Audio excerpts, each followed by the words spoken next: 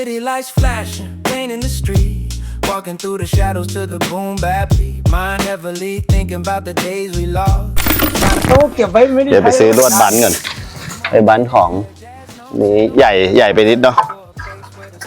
เพราะมันจะมีไซส์เล็กกว่านี้ มันมีเล็กกว่านี้นิดนึงแล้วมันก็มีเล็กจิ๋วอีกไม่เอาเล็กจิ๋วเลยนะ ไม่เอาจิ๋ว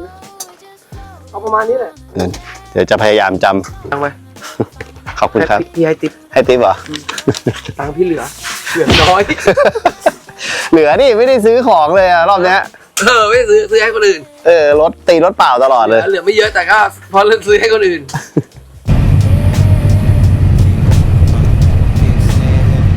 มันจีบจังเลยเจ๊งเลย ออกแนวจริงมาไม่เคยเปิดเลยวันวิ่งของให้ที่โกดังครับ พี่บอก20 บาทไงเนี่ย อะไรผักตบเหรอ ช่อละ20 บาทได้ดีกว่าตกโกยที่บ้านมาขาย วันนี้วันเปื่อยอยู่โกดังไว้ก่อนพอดีเขาต้องการลวดบันหาลวดบันกันที่นี่มีทุกอย่างพวกของแคมปิ้งพวกอะไรนี่ก็มีเนี่ยมีหมดเลยของแคมป์ไม่ต้องของแบรนด์มากก็มีเก้าอี้อะไรเงี้ยมีหมดเลยแต่ส่วนใหญ่เดี๋ยวผิดคอนเซปต์เราต้องเจอตามหัวรถเอามาใช้เนี่ยเครื่องมือช่างเมื่อก่อนเราก็ต้องมาตามห้างพวกนี้นี่แหละเพื่อที่จะมาซื้ออุปกรณ์ช่างแต่ส่วนใหญ่ถ้าเสื้อผ้าเราจะไปซื้อ Workman ครับเราต้องใส่ชุดหมีแลดกับชาวบ้านเนาะ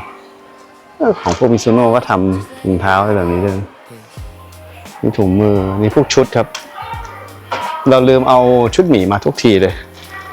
มีชุดหมีไอ้นี่อยู่ชุดหมีดิกกี้คิดถึงบรรยากาศเก่าๆเลยเพราะเมื่อก่อนผมก็เป็นคนวิ่งซื้อเนี่ยแหละตามพวกห้างพวกนี้วิ่งซื้อลวดวิ่งซื้อไปเรื่อยวิ่งซื้อเนี่ยพวกเขาเรียกว่ามีดไว้ตัดสายไฟปากกาเขียนอะไรอย่างนี้ คิดถึงบรรยากาศเก่าๆเลยมีหมดเลยพวกค้อนแฉลงงัดเนี่ยพวกก่อนมาลั่งไล่ซื้อเนี่ยพวกแฉลงพวกนี้มีหมดเลยไม่ได้มาซื้อหลายแบบนี้หลายปีมันจะมีแบบเป็นอันใหญ่ๆแล้วก็วางอยู่เมื่อกี้พี่แอมเจอแต่มันเป็นอันเล็กๆเดินดูก่อนมีหมดครับเคเบิลเคเบิลไทย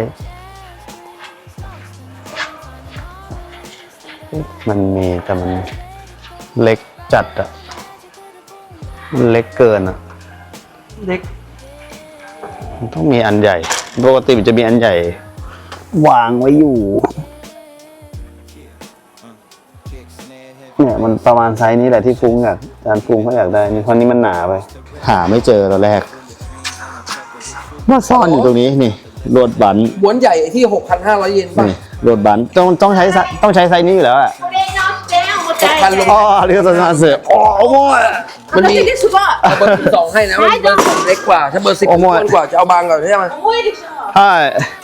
เรียกตัวเสือมันมี2ไซส์มันมี10กับ12มันมี10กับ12แต่10มันจะอ้วนแต่10จะอ้วน12จะบาง10มันน่าจะประมาณไซส์ที่ใช้อยู่เบอร์10เมื่อกี้ที่ฟุงใช้อยู่เบอร์10 12มันจะเล็กลง12ก็เล็กลง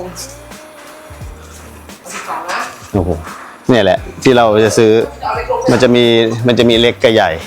แต่นี่วงใหญ่ปกติมันจะขายอยู่ข้างในหาไม่เจอเนี่ยมันอยู่ข้างนอกโอ้โหหนักด้วยก็ยังราคาประมาณเดิม 5,000 กว่าเยนซื้อกล้วยไปตั้งแล้วพี่เปล่าซื้อที่เคียวเลียซื้อครับพ่อตาเนี่ยเจ๊ก็บอกมียี่ห้อนี้ก็เป็นคนละยี่ห้อกับที่เราใช้ตลาดเก่าก็เอาเท่านี้ก่อนแล้วกันเท่านี้ก่อนแล้วเมื่อกี้เรารถเข็นเราไปไว้ไหนแล้ววะนี่มีผ้าคลุมเครื่องเลยเมื่อวานรถเข็นทิ้งไปเลยลวดอยู่นั่นเอาดีไปแทนอันนี้ไปแทนรถเข็นจอดไว้ฮะอยู่นู่นรถเข็นนะ นี่เราเขียนเราอ่ะนู่นเหรอเราใช่นี่แหละ ใช่นี่ละจะจอดไปเลยเผื่อใครเขาขาดติดมือ ห้างแบบนี้เหมือนกันทุกที่เลยไม่ได้มานาน เขาไม่เป็นไม้เอาผงไม้มาอัดอย่างเงี้ย มีทุกอย่างกดกาแฟไหมกาแฟนมจะรอดด้วยโลดนี่แพงมากเมื่อก่อนบันเสียนี่โดนบ่นกับจุยกระจายอ่ะ แผ่นละ400 บาท ที่นี่มีครบเครื่องมือช่างชุดช่างมีหมด 500เขาฝากผ่าปืน เราไปจุดเตาผิงเมื่อไหร่วันเนี้ย 700 เยน เราจุดเตาผิงเมื่อไหร่อากาศกำลังดี ก่อนยกไปได้ยังไง ไหวป่ะ ไหวเมื่อก่อนยกไปได้ยังไง ก่อนเขาไม่ได้เงิน วันนี้เป็นวันที่เปื่อย ไม่มีโปรแกรมครับก็อยู่กระดังซักผ้าไปวิ่งมาเมื่อเช้าครับ แล้วก็ไปซื้อเครื่องมืออุปกรณ์ให้พวกพี่ๆเขาเมื่อกี้เพิ่งกินข้าวเสร็จจะนอนดู Netflix พอดีเดี๋ยวให้เขาเติมน้ำมันคันอิลิชันละเดี๋ยวอาจจะไปอัพกาลาดแถวชิซูโอกะพี่แอมบอกว่าเปื่อยแล้วพอดีเดี๋ยวจะไปลองเทสรถสเตเกียมีสเตเกียเข้ามา แต่รู้สึกว่าจะไม่โบเอารถไปเติมน้ำมันอยู่ก็เลยเดินกันเข้าแดดดีแดดร้อนแต่ว่ามีลมแต่คนทำงานบอกว่าจะตายแล้วครับ ร้อนแดด มันร้อนแดดแสบมารอบนี้ดำเลยกลับไปคุณ แขนนี่แดงเลยนะอมแดงเลยนะ นี่ขนาดพี่แอมไม่ได้ไปอยู่ในแท็กวันนั้นยังแดงเลยดูผมดิเราเมื่อเช้าวิ่งอีกอะดูดิ7 โมงร้อนถึงกับเที่ยงรถอย่างนี้เหรอ เดี๋ยวให้พวกเราเฮ้ยพี่ไหนบอกเยอะไงเนี่ยมาอีกแล้วนี่ มาอีกแล้วเหรอทวินเหรอ สวยด้วย มีสักคันไหมทวินซูซูกิ โอ้ยไอ้พี่ หน้ายิ้มเลย ฮะ หน้ายิ้มเลย เฮ้ยสวยนะ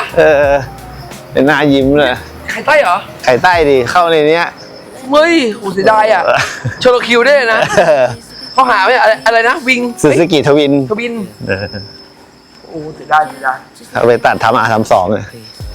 32พ็อกเก็ตบันนี่แน่นไปหมดโกดังนี้ เขาบอกให้เคลียร์ไม่รู้จะเคลียร์ท่าไหนเลยมีออดิซี่มาด้วยออดิซี่อุ้ยมีแอสติมาเข้ามาด้วย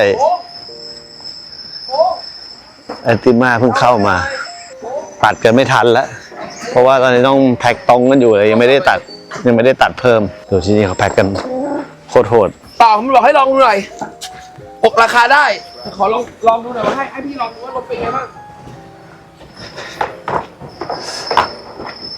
Rain in the street, walking through the shadows to the boom bap beat. Mind heavily thinking about the days we lost. Trying to find a peace no matter the cost. Smoke in the air, jazz notes in the wind. Searching for a place where the แดดดีจริงๆ เดี๋ยวเราไปลอง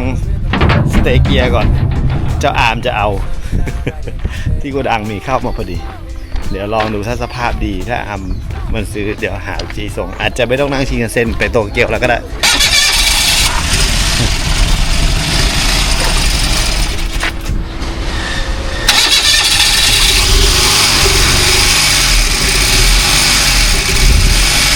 มีทวินเข้ามาว่ะ เป็นไง อ้าว ภายในเหลืองด้วยเป็นไง แต่ไหนบอกหายากทำไมมันเต็มไปหมดดูกันชนซะก่อน หายากผมไม่รู้แต่ที่โตโยพาชิเนี่ยต้องมีเห็นประมาณ นี่มาเป็น10 คันแล้วเนี่ย คันแล้วเนี่ยของใครสนใจไหมของใครไหม ใครสนใจทำไอ้พ็อกเก็ตบันนี่ไหมเนี่ยคันจิ๋วเนี่ยทวิน แต่ว่าคันนี้เปลี่ยนกันชนหน้าไปแล้วทวินซูซูกิพูดถึงโกดังโล่งไป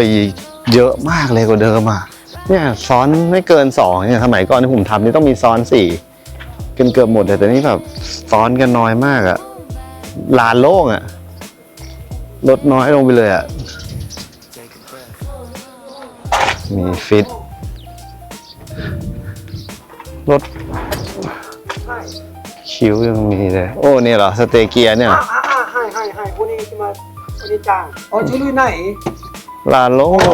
お種類ない สเตเกีย อันนี้ไม่โบอ่ะพี่ แต่ตอนแรกนึกว่ามีเอกสาร สุดท้ายเหมือนจะไม่มี เล่นเอามีกี่เกียร์แล้วบอกว่ามีโชว์ลุยบอก สเตเกียถ้าเป็นสายนิสสันก็หลายๆคนชอบนะครับ เพราะว่ามันเป็นรถแวกอนแต่ที่เอาไปแปลงหน้าเป็น R34 เป็นอะไรพวกนี้เครื่องปกติก็จะเป็น RB25 Turbo RB25 Det Neo นี่ก็ Neo เหมือนกันแต่ไม่มีโบฮะ เกี่ยงวะ ไม่มี เอา โบ ส่งมาดูครับ อันนี้จบเลยครับไม่มีเอกสารเมื่อกี้ดูผิดเห็นเป็น NA ก็จริงแต่คันนี้ไม่ใช่ RB25 ครับคันนี้เป็น RB20 DE ไม่โบสเตเกียถ้าไม่มีโชลุยก็จบครับโชลุยคือพวกเอกสารอะเหมือนเขาซื้อมาเพื่อทำลายอะเพื่อตัดมันถ้าไม่มีเอกสารก็จะไปต่อทะเบียนใช้ไม่ได้ละเหมือนต้องเอาไปทำลายนี่มีไอแกรดอีก1 ลำครับแต่ว่ายังไม่สามารถตัดได้ต้องรอใบตัดลดโล่งไม่เยอะเลยแต่พูดถึงเอาผาดก็มีอยู่เยอะอยู่เหมือนกันนะดูดิโอ้รถโล่งเลยเอาผาดมีหลายคันอยู่นะมีโน้ตตัวธรรมดาแต่ลานโล่งไปเยอะเลย Lights flashing, pain in the street. Walking through the shadows to the boom bap beat. Mind heavily thinking about the days we lost. ว่างพี่แอมลงทุนขี่รถมาถึงชิซูโอกะเลยครับนี่ได้ของพอทีรอบนี้พี่แอมไม่ค่อยได้ของอัพกระดาษเลยครับแห้งแรงมากกับราคาสูงมาก เรียกว่าไม่ใช่ เรียกว่าไม่ได้ เรียกว่าไม่ได้ นี่ได้รางเบาะมาจิมาแล้วได้ของกลับเว้ยรอบนี้ทัวร์อัพกระดาษมา10 กว่าที่เพิ่งจะมาได้ที่สุดท้ายเพราะวันนั้นที่ได้คือหอยแปะ หมดไกล นี่ขี่มาเป็นชั่วโมงนะขี่มาชิซูกะคือกลางชิซูกะอีกนิดเดียวจะถึงฟูจิอยู่แล้วอ่ะ ได้แคมพี่แอมได้แคมโตเม่ RB แต่เมื่อกี้มีแคมซินเวียด้วยนะแต่มันแพงกว่าเราซื้อมือหนึ่งอีกอะก็ลังงงอยู่เพราะ มันเป็นซื้อมือหนึ่งอ่ะ ใช่ S15 ผมซื้อโตเม่มือหนึ่งถูกกว่าไอ้ทัดมือ 2เมื่อกี้อีกองศาเท่ากันเลย256เหมือนกันโชคดีที่มาได้ตรงสาขานี้ปรากฏซื้อแคมเดิม ส้มเด็ด เรียบร้อยนะเปิดมาทีเป็นแคมเดิมฮาเลย ไม่ได้เราเสียชื่อระดับ RB ไม่ได้นะนี่ทางตรงรุ่นเลยนะ RB นะ อย่าดีกับคนไอ้นะ วันนี้ก็ไปเปื่อยชิวๆครับ มาตามล่าหาอัพกาลาดเดี๋ยวพรุ่งนี้ก็จะอยู่โกดังอีก1 วันแล้วก็เดี๋ยวค่อยเข้าโตเกียวแล้ว Take a breath, let the record spin. Every ending is a place to begin. Keep it เช้าวันใหม่ วันนี้น่าจะเป็นวันสุดท้ายที่เราจะอยู่โกดังนะครับ แต่ว่าจะเดินทางไปโตเกียวในวันพรุ่งนี้ วันนี้เราก็จะไปเปื่อยกันครับ เพราะว่าฝนตกเหมือนพายุเข้าที่โอกินาวาแล้วได้ข่าวว่าเป็นไต้ฝุ่นที่ค่อนข้างที่จะใหญ่ ไม่รู้ว่าพอมันมาแถวนี้มันจะรุนแรงขนาดไหนเราก็ต้องรอลุ้นกันแต่วันนี้ฝนตกแล้วเมื่อเช้าจะตื่นไปวิ่งตอนแรกมันครึ้มๆมันยังไม่ตกแต่พอใส่ชุดเท่านั้นแหละเรียบร้อยตกอย่างนี้วิ่งไม่เท่าไหร่ก็น่าจะชุ่มแล้วเราก็ไม่เอาดีกว่าตอนนี้จะลงมาเอาแอมน่าจะไปซื้อของพี่แอมเขาลงมาแต่เช้าเลยพี่แอมเขานอนไม่ค่อยหลับพอเวลาตี 4แล้วแดดมันส่องตาไงแกก็จะตื่นตี 5ตลอดอาจจะไม่ได้ไปไหนครับอยู่โกดังชิวๆดูพี่ๆก็ทำงานแล้วก็อาจจะไปซื้อของเล็กๆน้อยๆนะครับก่อนที่เราจะมุ่งหน้าไปโตเกียวพรุ่งนี้กันไหนๆว่างเราก็มาพูดคุยกันหน่อยดีกว่านะครับที่เราเห็นจุดต้นกำเนิดของรถ JDM หรืออะไหล่ JDM ที่เห็นกันทั่วโลกรวมถึงเชียงกงบ้านเราตั้งแต่ยุคสมัยก่อนแล้วใช่ไหมครับจุดเริ่มต้นก็คือมาจากที่นี่นี่เองครับมันไม่ใช่เป็นอุตสาหรถธรรมดาหรือเป็นที่ ทิ้งรถอย่างเดียวนะครับและหลายคนนะครับก็คงถามว่าทำไมที่ญี่ปุ่นต้องมีโรงรีไซเคิลรถแบบนี้เกิดขึ้นมาใช่ไหมครับหลักๆเลยนะมันอยู่ที่เรื่องกฎหมายครับชาเคนครับชาเคนก็คือเหมือนแบบทะเบียนนั่นแหละการที่เราจะต่อชาเคนเนี่ยมันค่อนข้างที่จะแพงครับค่าใช้จ่ายสูงมากที่ทุกคนเอารถแบบมาทิ้งแบบนี้โดยทั้งที่แบบสภาพดีๆมันเรื่องนี่เลยครับเรื่องชาเคนครับชาเคนมันเหมือนการตรวจสภาพอะคือรถญี่ปุ่นอะเมื่อก่อนเขาจะใช้ประมาณ5 ปีใช่ไหมรถใหม่เนี่ยต้องถึงการตรวจสภาพครับซึ่งการตรวจสภาพค่อนข้างที่จะแพงใช้เงินจำนวนมากถ้าเทียบกับราคารถอะไรอย่างเงี้ยแต่หลายคนก็เลยทิ้งดีกว่าครับฟิลเหมือนว่ามาขายประมาณมาตามจังอะไรพวกนี้นี่แหละเพราะว่าตอนอย่างรถผมอะสมัยก่อนผมซื้อมา20 ใบอะถ้าต่อชาเก้นทีก็ต้องมีเกือบ10 กว่าเลยมั้ง เกือบเท่าตัวของรถอะสมมติเราซื้อรถมือสองมาตอนนั้น A14 มันก็เลยทำให้หลายๆคนนะเอามาทิ้งที่ไคไต้ก็คือเนี่ยครับเหมือนโรงรีไซเคิลโรงตัดแบบเนี้ยเรื่องที่2นะครับที่มีสถานที่แบบนี้ก็คือเรื่องกฎหมายสิ่งแวดล้อมเนี่ยครับหลักๆเนี่ยก็ประเทศเขามีพื้นที่ไม่ค่อยเยอะญี่ปุ่นใช่ไหมพื้นที่จำกัดถ้าเราจะเอารถแบบมาจอดกองรวมกันแบบทิ้งสเปซสปะแบบนั้นเนี่ยมันไม่ได้ครับเพราะว่าทุกอย่างเนี่ยมันมีส่งผลกับสิ่งแวดล้อมทำให้ต้องมีสถานที่แบบนี้เกิดขึ้นครับโดยที่มีการแยกชิ้นส่วนแยกแบตเตอรี่แยกของเหลวแยกน้ำมันให้ถูกต้องตามกฎหมายนั่นเองนะครับมีมาตรฐานที่รองรับทำให้จะมีสถานที่แบบนี้เกิดขึ้นมาตั้งแต่ในอดีตแล้วหลักๆเนี่ยคือหน้าที่รีไซเคิลทำลายรถนั่นเองครับก็คือเขาจะรื้ออย่างที่เราเคยพาไปให้ดูนะรื้อแบตเตอรี่รื้อน้ำมันเจาะถังน้ำมันออกรื้อแอร์แบ็กอะไรอย่างเงี้ยเพื่อให้ถูกต้องตามกฎแล้วก็รักษาสิ่งแวดล้อมนั่นเองนะครับเมื่อก่อนที่เขาจะแค่ทำลายทิ้งอย่างเดียวเนี่ยมันก็จะไม่ค่อยได้เงินอะไรไงแต่หลังจากที่มีต่างชาตินะครับเริ่มทยอยกันเข้ามาทั้งคนไทยแล้วก็มาเลเซียหรืออะไรก็แล้วแต่เนี่ยเข้ามาแล้วมาเห็นเนี่ยโหรถดีๆทั้งนั้นเลยเพราะว่าเมื่อก่อนเนี่ยบางคันคือสภาพดีมากบางคันที่เราเจอเนี่ยวิ่ง 20,000 โลก็มีหรือ10,000 โลก็ยังมีเลยนะครับวิ่งกันแบบน้อยมากๆเลยแล้วก็ทำให้คนต่างชาติหรือพวกเรามาเห็นเนี่ยก็แบบมาขอซื้อเขาพอมาขอซื้อเขามาตัดทำอะไรเงี้ยส่วนใหญ่ก็อย่างที่ผมบอกของผมก็คือต้องคืนบอดี้อะไรเงี้ยสมัยก่อนเราสามารถเอาได้หมดทุกอย่างแต่เดี๋ยวนี้อย่างของเจกเนี่ยก็รื้อเสร็จแล้วเขาก็จะตีราคาว่าชิ้นนี้กี่ตังค์อะไรประมาณนี้นะครับก็ทำให้ญี่ปุ่นมีธุรกิจแล้วก็มีให้ชาวต่างชาติมาอยู่มาทำมามีเป็นเขียงเงี้ยแล้วก็มาตัดรถอะไรกันเกิดขึ้นมานั่นเองนะครับแต่หลักๆแล้วมันก็เป็นการที่ทำลายรถแล้วเอาชิ้นส่วนเก่าเนี่ยไปหลอมแล้วก็นำกลับมาใช้รถใหม่ครับไม่งั้นนะรถมันจะล้นประเทศไปหมดเพราะว่าคิดดูดิเราผลิตรถตั้งแต่ปีเท่าไหร่เรามีรถเกิดขึ้นมาเรื่อยๆแล้วถ้าเราไม่มีการรีไซเคิลหรือทำลายโหมันจะจอดกันตามเต็นท์พูนไปหมดเลยทำให้เป็นสาเหตุให้เกิดสถานที่แบบนี้ขึ้นมาแล้วก็พวกเราเข้ามาล่าอะไหล่กันนั่นเองนะครับถึงแม้ว่าช่วงนี้อาจจะดูลำบากแล้วก็ยุ่งยากกว่าสมัยเมื่อหลาย10 ปีก่อนเพราะว่ารถก็เริ่มไม่ตรงกันบ้าง ของดีๆก็เริ่มไม่มีรถ 90 นี่ในจังนี่แทบไม่ต้องคุยเลยว่าเราจะได้เจอโอกาสเจอนี่ตอนนี้คือน้อยมากๆเอาไม่ต้องอะไรไม่ต้องเทียบไกลถึงตอนที่สมัยที่ผมทำนะเอาแค่สมัยที่เราพาเพื่อนๆมากับเจกแล้วก็พี่แอมแมตช์แรกๆรถก็คือคนละเรื่องกันแล้วนะครับไม่รู้ว่ามันจะอยู่กันได้อีกสักกี่ปีเราก็มาคอยลุ้นกันแต่ว่าช่วงนี้แล้วก็ยังทำกันได้อยู่ก็เลยพาเพื่อนๆมาชมรถในโกดังรถในเชียงกงแบบนี้ให้เพื่อนๆได้ชมกันนะครับเพราะว่าบางคนก็คงสงสัยมาตั้งแต่สมัยที่เล่นรถแล้วแหละว่าคนทำเชียงกงเขาใช้ชีวิตกันยังไงครับเป็นยังไงก็นี่แหละครับผมพามาแล้ว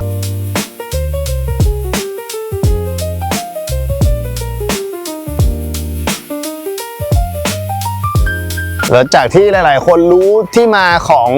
ไคไต้หรือโรงรีไซเคิลแบบนี้แล้วใช่ไหมครับบางคนอาจจะสงสัยว่าแล้วเจ้าของรถเนี่ยที่เขาเอารถมาทิ้งแบบนี้เนี่ยเขาได้ตังค์หรือเปล่าใช่ไหมครับสรุปคือได้ครับคือส่วนใหญ่เนี่ยในเคสของเจ้าของรถที่จะได้ตังค์เนี่ยมากหรือน้อยหลักๆมันอยู่ที่ว่ารถของเขาเนี่ยเป็นรถที่ต้องการในตลาดหรือเปล่าต้องการพาร์ทหรือเปล่านั่นเองครับคืออย่างสมัยก่อนที่เรามีพวกรถสปอร์ต GDM ญี่ปุ่นอย่างเงี้ยที่เครื่องของพวกเราต้องการหรือต่างชาติต้องการเนี่ยมันจะมีราคากลางคร่าวๆที่ว่าทางเจ้าของจังเนี่ยจะไปไฟซื้อกับเจ้าของรถนั่นเองครับคือถ้าเป็นที่ต้องการทางตลาดเนี่ยก็จะให้ราคาที่ดีกว่าแต่ถ้ารถอันไหนที่มันไม่ใช่รุ่นที่ตลาดต้องการอย่างพวกรถกระป๋องกระแป๋งรถเคคาหรืออะไรเงี้ย ก็จะไม่มีราคาอย่างพวกนั้นก็แทบจะเหมือนกึ่งให้ฟรีหรืออาจจะได้ก็คือได้ตีราคาเป็นเศษเหล็กอะนึกออกไหมพวกรถเคคาที่ไม่มีประเทศไหนเขาเล่นกันอะต่างชาติไม่เล่นกันเนี่ยก็จะตีตามน้ำหนักเศษเหล็กไปอะไรประมาณนี้แต่ถ้ารถต้องการในตลาดมีเครื่องที่หลายๆชาติต้องการก็จะได้ราคาพิเศษที่เจ้าของจังเขาไปซื้อเพื่อมาทำกำไรต่อกับพวกเรานั่นเองนะครับอย่างพวกนี้ก็อาจจะได้ราคาที่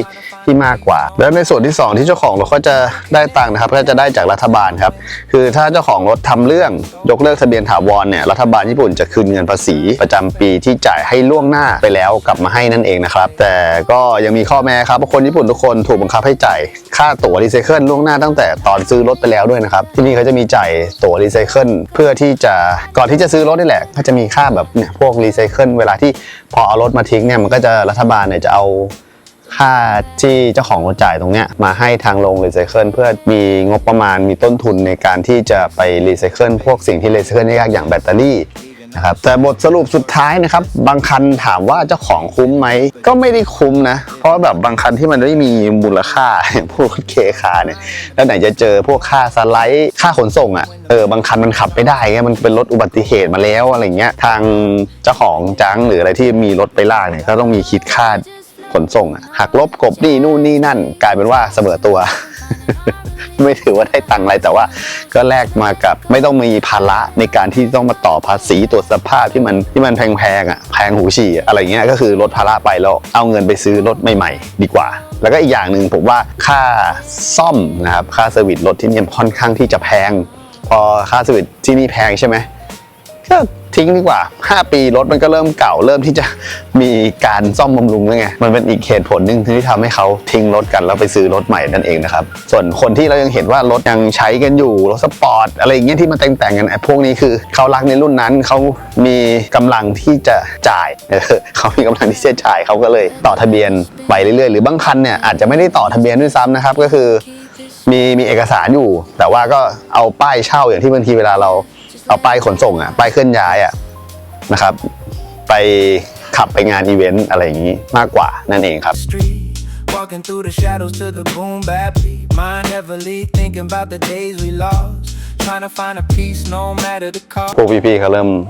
ลงงานแล้วอ๋อคันนี้ไปเอารถที่ป่ายาโนะครับโกดังที่เราไปมาที่มีพวกของเก่าเยอะๆพวกอะไรรถปี70พอดีเหมือนช่วยแกรื้อด้วยแต่ว่าไม่ได้ไปรื้อที่นู่นเนื่องจากตรงนั้นมันแคบตัดแก๊สได้ลำบากครับก็เลยมาช่วยแกรื้อนั่นเองทรงแบบนี้บ้านเราไม่มีเข้าครับตลาดมันตัวถังเป็น GK อยู่เหมือนกันนะทรงมันน่ารักดีจริงๆถ้าบ้านเรามีผมว่าก็น่าจะขายดีนะทรงอารมณ์เหมือนคิ้วจะเป็นฝั่ง Honda มีหลายรุ่นครับที่ไม่ตรงกันอย่างเงี้ยเขาก็คือทิ้งแล้วเพราะว่าเซอร์วิสหรืออะไรเงี้ยมันไม่คุ้มไงมันแพงแล้วหลายคนก็คงถามครับว่าแล้วอย่างนี้ซื้อรถใหม่จะคุ้มเหรอบางทีที่เราแบบแทบจะทิ้งไม่ได้เลยเนี่ยถามว่าคุ้มไหมคือรัฐบาลเขาวางแผนไว้หมดแล้วครับคือยิ่งรถมันเก่าเกิน10 ปี13 ปีเนี่ยรัฐบาลเขาจะรีดภาษีอยู่แล้วเขาจะรีดภาษีเพิ่ม 10% ถึง 13%อะไรก็ว่ากันไปนะครับทำให้รถยิ่งเก่าเนี่ยค่าภาษียิ่งแพงแล้วก็บวกกับการที่ผมบอกไปว่าต่อชาเคนเนี่ยมันใช้ค่าแรงค่าตั๋วที่เยอะแล้วก็ใช้เงินเยอะเพราะค่าแรงคนญี่ปุ่นเนี่ยคือแพงมหาศาลเผลอเอาหลายๆอย่างมารวมกันเนี่ยไปซื้อรถใหม่คุ้มกว่าครับเอารถเนี่ยมาขายให้โรงรีไซเคิลบางทีอาจจะได้เงินมาสักก้อนหนึ่งแล้วก็รวมๆที่เราจะต้องจ่ายอีกเนี่ยไปซื้อรถใหม่ง่ายกว่าไม่ต้องซ่อมแล้วก็อาจจะมีประกันนู่นนี่นั่นบวกเพิ่มขึ้นมามันจะคุ้มกว่าแล้วตอนนี้เหมือนยิ่งถ้าเราไปซื้อพลังงานทางเลือกนะครับรัฐบาลเขาก็จะมีช่วยเรื่องลดหย่อนภาษีอีกอย่างพวกรถไฮบริดหรือรถ EV นั่นเองครับทำให้หลายๆคน เอารถมาทิ้งในโรงรีไซเคิลแบบนี้นั่นเองครับหลายๆคนก็อาจจะงงว่ามันคุ้มตรงไหนอะไรอย่างเงี้ยคือรัฐบาลเขาวางไว้หมดแล้วครับเพื่อให้คนเนี่ยเปลี่ยนรถนะครับไม่ได้ใช้รถรุ่นเก่าๆนานจนเกินไปเพราะว่ารถบางทีรถรุ่นเก่าๆมันก็อาจจะส่งผลต่อสิ่งแวดล้อมนู่นนี่นั่นอะไรก็ว่ากันไปแต่ว่าถ้าใครมีกำลังจ่ายเขาก็ไม่ได้ว่าครับเขาก็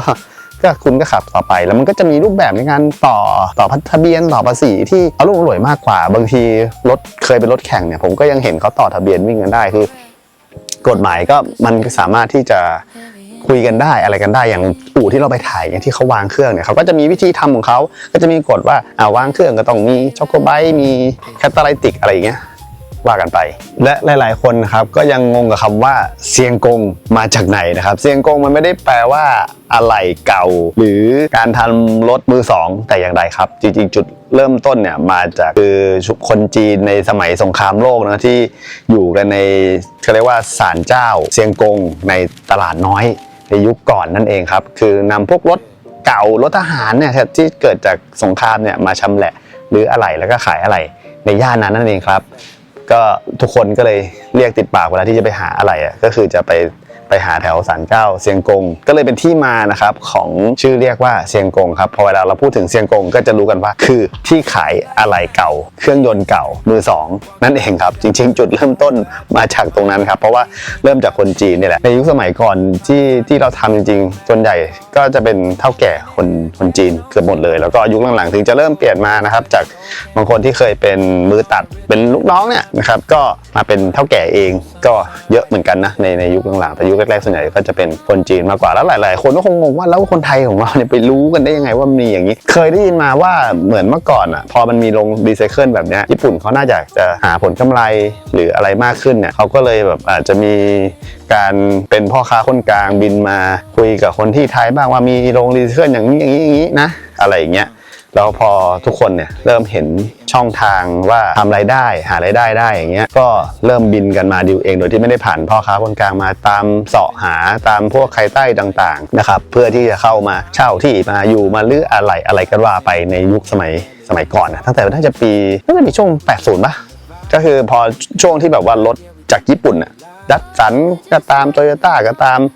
ที่รถปี70 80เริ่มเข้ามาในเมืองไทยเยอะๆเนี่ยมาขายในบ้านเราเยอะๆเนี่ยคนก็ต้องการอะไรก็ทำให้มีลู่ทางกันมาแล้วก็บินกันข้ามมาครับแล้วก็มาจับจองมาอยู่กันตามจังหวัดต่างๆที่มีโรงรีไซเคิลหรือใครใต้แบบนี้นั่นเองครับก็คือเป็นที่มานะครับหลายๆคนที่ดูช่องเราก็อยากรู้ที่มาว่าคือมาจากอะไรนั่นเองหลายๆคนก็คงรู้อยู่แล้วแหละถ้าคนตาม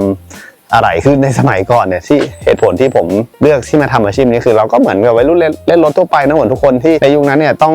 หาอะไหล่แต่งจากเซียงกงทุกวันถ้ามีเวลาเราก็จะไปเดินเล่นเซียงกงกันเพื่อหาของแต่งรถนั่นแหละทำให้เราก็แบบมีความรู้สึกแบบอยากรู้ว่าคนที่เขามาวิ่งญี่ปุ่นเนี่ยมาทำอาชีพที่ญี่ปุ่นเนี่ยฟีลลิ่งมันเป็นยังไงความรู้สึกเป็นยังไงทำให้ตอนนั้นเราตัดสินใจบินขึ้นมาทำครับแค่นั้นเองคือเนื่องจากที่เราชอบแต่งรถแล้วเราแบบไปเดินดูเห็นของแล้วประเทศญี่ปุ่นก็เป็นหนึ่งประเทศที่เราเป็นประเทศในฝันในสมัยนู้นนะก็เลยแบบว่าตัดสินใจลองมาทำดูครับเนี่ยอยากมารู้ว่าวิถีใช้ชีวิตแบบเนี้ยมันเป็นยังไงนะครับตอนนั้นเราอยากรู้เราก็เลยตัดสินใจมารู้ด้วยตัวเองครับแต่ตอนนี้ไม่ต้องตอนนี้ผมพามาให้เพื่อนๆได้ดูว่าการใช้ชีวิตการทำงานเป็นยังไงก็ตอนนี้พูดถึงรวมๆที่พามาก็นี่ก็จะมี 5-6 ปีแล้วนะเนี่ยที่มาดูบรรยากาศแบบเนี้ยความโหดของอาชีพนี้ที่คนที่มาทำก็คือสภาพอากาศเนี่ยแหละครับตรงนี้ของอาเจกน้องถึงไม่มีหิมะแต่ลมโหดมากครับของเรามันบวกหิมะเข้าไปครับในเมืองที่เราอยู่ไม่ได้กลับไปเลยนะครับตั้งแต่เลิกทำเชียงกงสำหรับจังหวัดอากิตะและจากที่เราเล่ามาหลายๆอย่างใช่ไหมหลายๆคนก็ยังสงสัยว่าแล้วทำไมรถซิ่งที่เราเห็นกันนะครับตามโตเกียวตามอะไรเงี้ยที่เราพาเพื่อนๆไปชมทำไมเขาถึงยังยอมมันอยู่ยังยอมที่จะต่อภาษีแพงๆกันอยู่หลักๆเลยผมก็ว่าใจรักครับแล้วก็เหมือนมูลค่ามันเพิ่มขึ้นเรื่อยๆเนาะในแต่ละรุ่นทั้งสกายไลน์หรือแม้แต่ซินเวียก็ตามคือบางคนเขายอมที่จะบิ้วแพงๆแล้วก็ขับต่อบางทีต่างชาติซื้อในมูลค่าที่สูงกว่าที่จะมาทิ้งแบบนี้นั่นเองนะครับบางคนเขาเลือกที่จะไปเวนั้นเพราะการทิ้งแบบนี้บางทีรถที่เราแต่งกันมาแบบโหสุดฤทธิ์สุดเดชเราต้องมาทิ้งก็เสียดายส่วนใหญ่ที่ผมเห็นนะก็ต้องไม่เครื่องพังก็ชนต้องมีอุบัติเหตุอะไรสักอย่างเนี่ยแหละถึงจะทิ้งแบบตัดใจทิ้งอะไรอย่างเงี้ยเนาะส่วนถ้าใครที่ยังลุยกันต่อเนี่ยก็ถือว่าใจรักแล้วก็มีมูลค่าที่ต้องจ่ายสูงมากๆนะครับเพราะว่าการที่จะต่อทะเบียนทีมันก็ค่อนข้างที่จะแพงนะรถยิ่งเก่ายิ่งแพงซึ่งหลายๆคนก็งงว่าบางทีแล้วเราต่อทะเบียนต่อชาเค้นผ่านกันได้ยังไงคือจริงๆที่ญี่ปุ่นเนี่ยเขาก็จะมีพวกบริษัทที่ไม่ใช่บริษัทสิอู่ที่รับทำโดยเฉพาะก็คือบางทีเป็นอู่ที่รู้จักกันที่ทำรถกันนี่แหละก็คือดัดแปลงสภาพรถให้มันกลับมาใกล้เดิมแล้วทำต่อทะเบียนผ่านให้ได้มากที่สุดอะไรประมาณนี้เขาก็จะมีรับทำอยู่แล้วก็ไปทำทะเบียนให้มันผ่านพอทะเบียนผ่านเอาง่ายๆนะก็พูดง่ายๆคือแทบจะกลับมาเกือบรถเดิมแต่ก็ไม่ได้เดิม 100% อะไรเงี้ยแล้วก็พอตรวจผ่าน ก็กลับมาเป็นท่าเดิมแต่งเหมือนเดิมคือมันจะยุ่งยากกว่านิดนึงตรงที่ว่ามันต้องกลับสภาพอะ มันต้องกลับสภาพนิดนึงแล้วค่อยๆกลับมาเป็นสภาพร่างแต่งใหม่อีกรอบอะมันเสียเวลาแล้วก็อาจจะมีเสียเงินนะครับบางคนที่ทำเองได้ก็จะทำเองที่บ้านอะไรเงี้ยแต่ถ้าบางคนทำไม่ได้ก็ไปจ้างร้านเห็นไหมมันก็เลยมีค่าใช้จ่ายที่ค่อนข้างสูงครับไหนจะค่าตรวจสภาพแล้วใช่ไหมค่าแรงที่เราต้องทำให้รถจากรถแต่งเรากลับมาเป็นรถเดิมก่อนนะเนี่ยแหละครับมันก็เป็นอีกหนึ่งเหตุผลที่บางทีเราก็เห็นรถซิ่งหลุดเข้ามาอยู่ในนี้วันนี้เราไปไหนไม่ได้ครับฝนตกหนักแล้วก็ที่เรานัดไว้เขาก็งานยุ่งกันหมดเลยเป็นวันธรรมดาด้วยก็เลยวันนี้คงเปื่อยอยู่ในโกดังดูพี่ๆก็ทำงานเอาอาจจะไปซื้อของดองกี้อะไรกับพี่แอมตอนนี้พี่แอมไปชั่งเศษเหล็กอยู่กับจานฟูงก็ไปแต่เช้าแล้วเราลงมาไม่ทันตกหนักเลยก็ถือโอกาสทำอะไรบ้างไม่ได้เล่าเกร็ดเล็กเกร็ดน้อยให้เพื่อนๆได้ทราบกันได้รู้กันนะครับบางคนอาจจะแบบสงสัยว่าที่ไปที่มามันเป็นยังไงกฎหมายเขาเป็นยังไงมันคุ้มไหมอะไรเงี้ยแล้วก็อธิบายให้ฟังคร่าวๆนะเท่าที่เรารู้ก็ถือว่ายังไม่รู้ว่าจะเป็นยังไงสำหรับอาชีพนี้แล้วก็งานแบบนี้ในอนาคตเนาะสัก10 ปีค่อยมาว่ากันอีกทีว่ามันจะเป็นยังไงถ้าเป็นเราทำอยู่เราก็ยังคิดไม่ออกกันก็บ้าอย่างนั้นนะเพราะว่าตอนนี้รถมันไม่ตรงกันเยอะบ้านเราก็ EV หนักส่วนที่นี่ EV ถ้าตีเป็นเปอร์เซ็นต์จากที่เราเจอที่เราเห็นผมให้แค่ 2% 3% เท่านั้นสำหรับรถ EV ในญี่ปุ่นนะไม่นิยมแบบอย่างมากๆเลยคือน้อยมากถ้าเทียบกับจีนนี่ถ้าจะเป็น EV สัก 90% แล้ว90 กว่า%แล้วส่วนที่นี่ EV น่าจะสัก 5% นะเทสลาเห็นหน่อมแหลมมากครับส่วนใหญ่จะเป็นรถไฮบริดแล้วก็รถเคคาเพราะผมว่าเขาก็คงมองว่าไฮบริดก็เพียงพอแล้วก็รถเคก็เพียงพอแล้วสำหรับการใช้ชีวิตที่นี่เนาะเพราะว่าขนส่งรถไฟฟ้าเขาก็สะดวก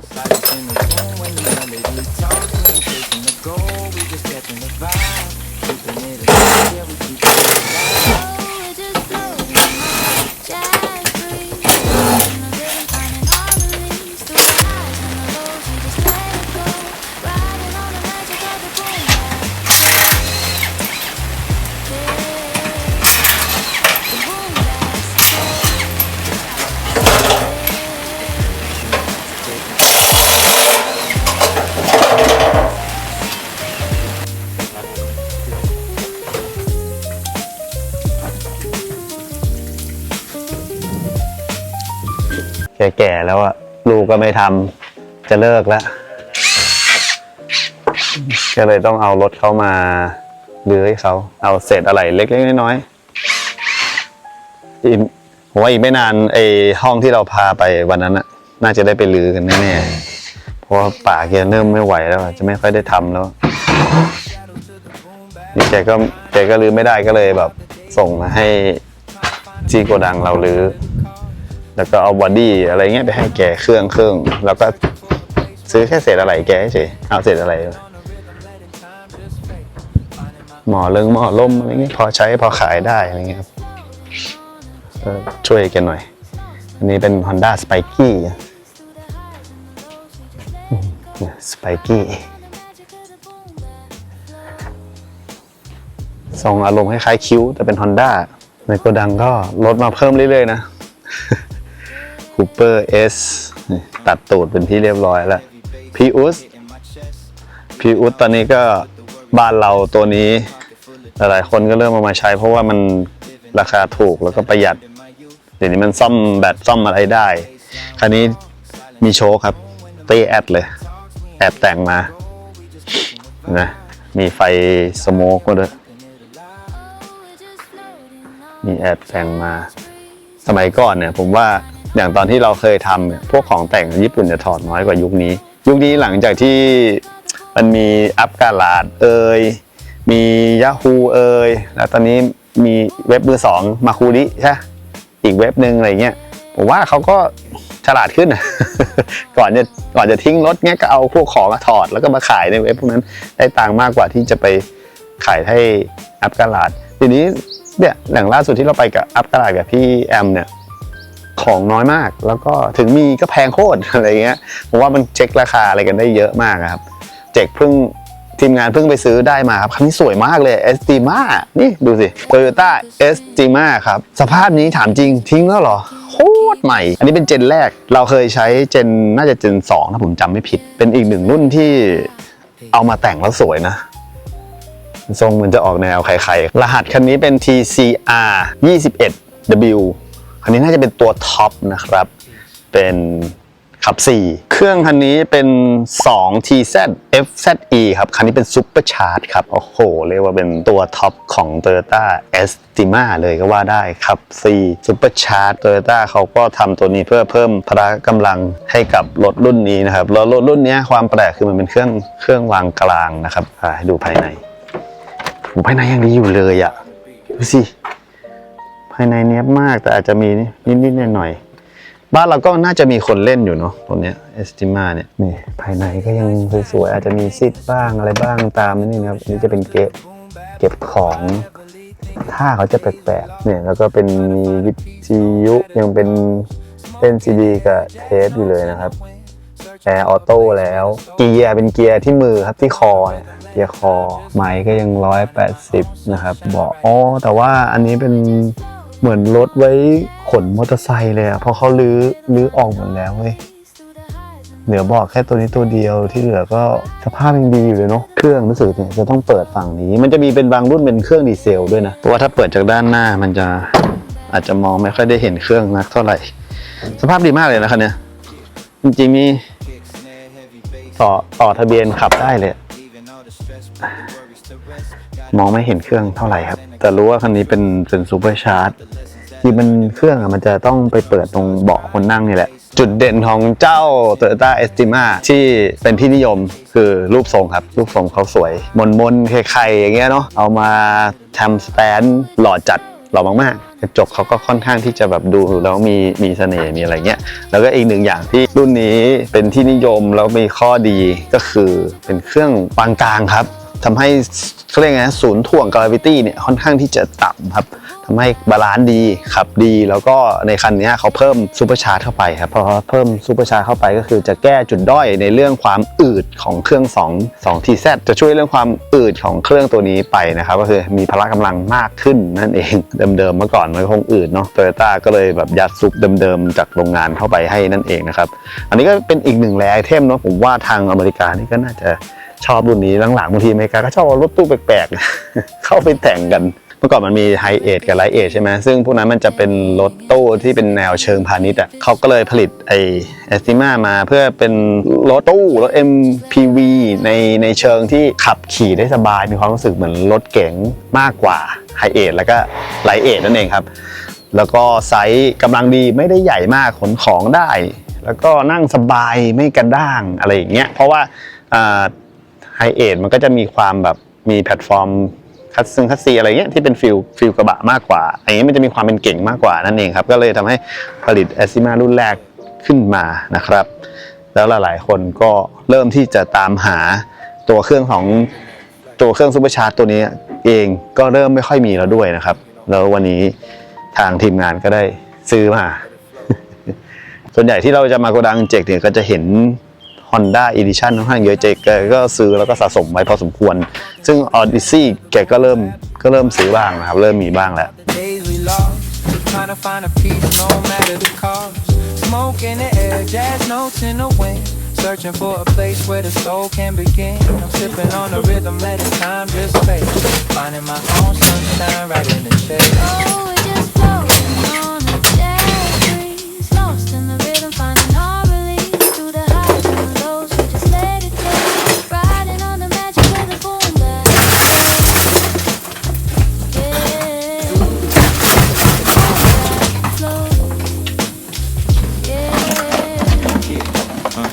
Kick, snare, heavy bass. เข้าใหม่อีกหนึ่งคันเพิ่งซื้อครับมินิคูเปอร์อันนี้น่าจะปี 2015 ป่ะเครื่อง 1,500 Turbo น้องจังซื้อแล้วครับสภาพดีอยู่นะเนี่ยคันนี้โดยยุโรปเดี๋ยวนี้ก็ต้องซื้อครับหลังคาขาวดูดิสภาพดีๆนะก็ทิ้งกันแล้วอะมือเปิดอะไรเป็นธงชาติอังกฤษหมดเลยนี่ดูพวงมาลัยด้วยมี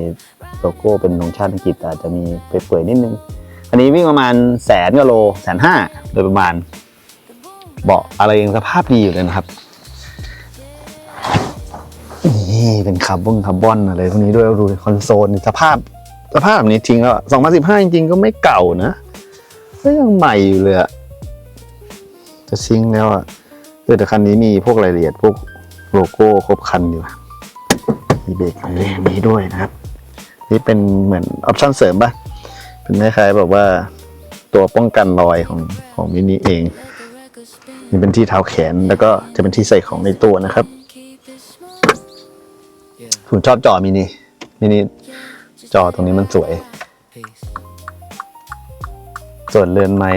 นี่เป็นไงเป็นเหมือนฟิลคาร์บอนสีแดงด้วยไม้ได้260เลยนะนี่สภาพคันนี้ยังดีๆเดี๋ยวเพิ่งเข้ามาไม่รู้ว่าที่ร้านเขาฮาล์ฟคัทหรือเขาอะไรนี่ดูเครื่องหน่อยแหมกว่าจะเปิดฝากระโปรงได้โอ้รถแต่ละรุ่นมันเปิดฝากระโปรงต่างกันเหลือเกินคันนี้ต้องดึง2 ทีถึงจะเปิดนี่หน้าตาเครื่องเขา 1.5 3 สูบทวินเทอร์โบ 1.5 3 สูบเทอร์โบเครื่องเขาเล็กๆน่ารักอันนี้ผมไม่แน่ใจว่าเขาจะฮาล์ฟคัทไปหรือว่าแยกเป็นอะไรเครื่องอะไรไปอะไรตัวไหนก็จะเป็น BM นี่ก็มีเข้ามาที่โกดังด้วยนะครับรถยุโรปหลายคันเหมือนกันนั่นแหละตอนนี้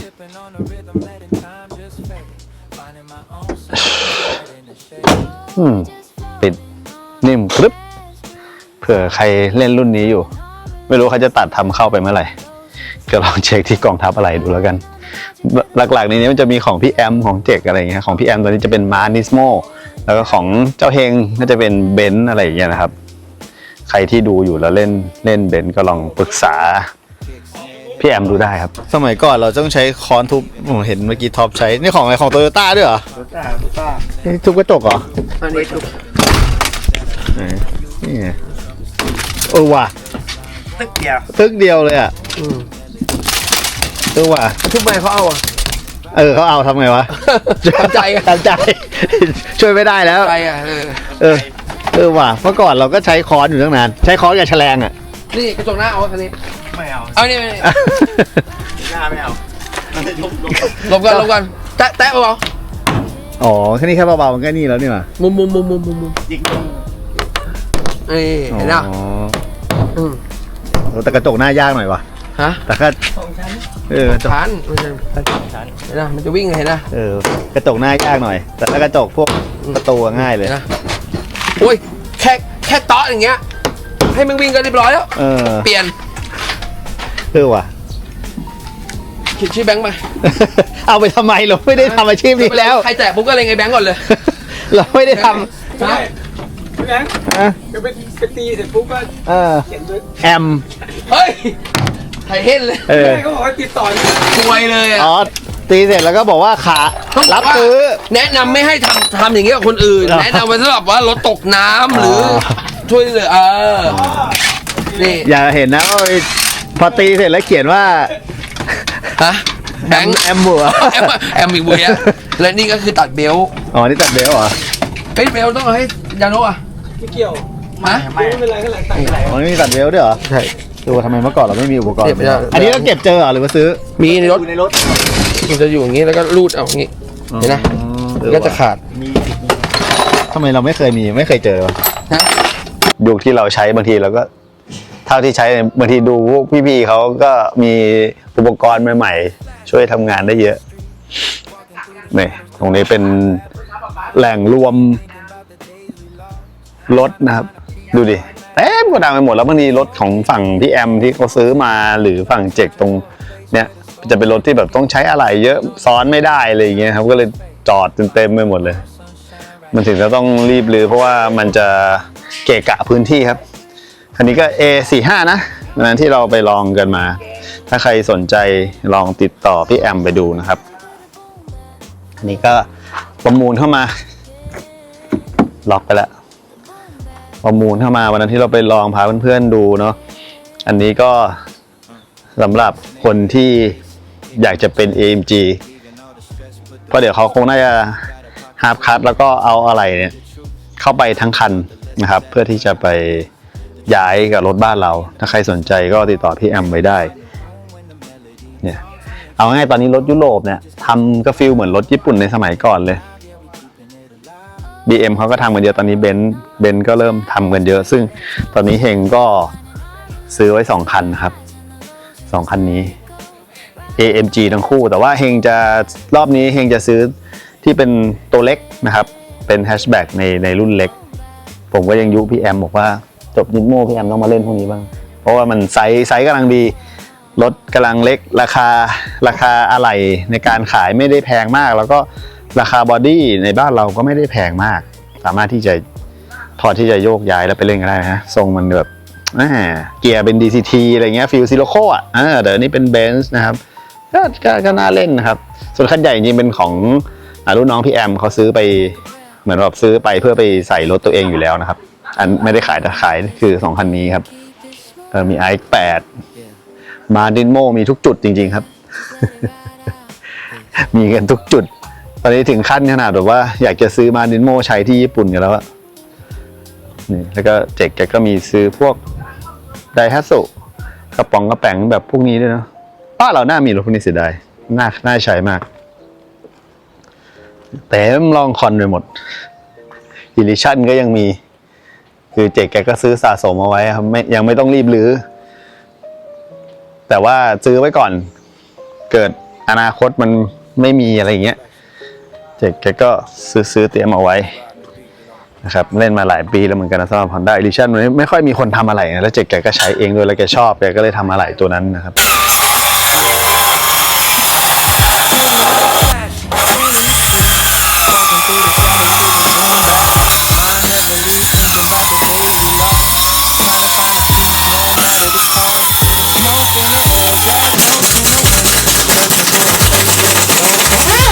Sipping on the rhythm, letting time just fade. Finding my own sunshine right in the shade. On the jazz breeze, lost in the rhythm, finding harmony. Riding on the magic of the boom bap flow. ปกติไม่ลังเล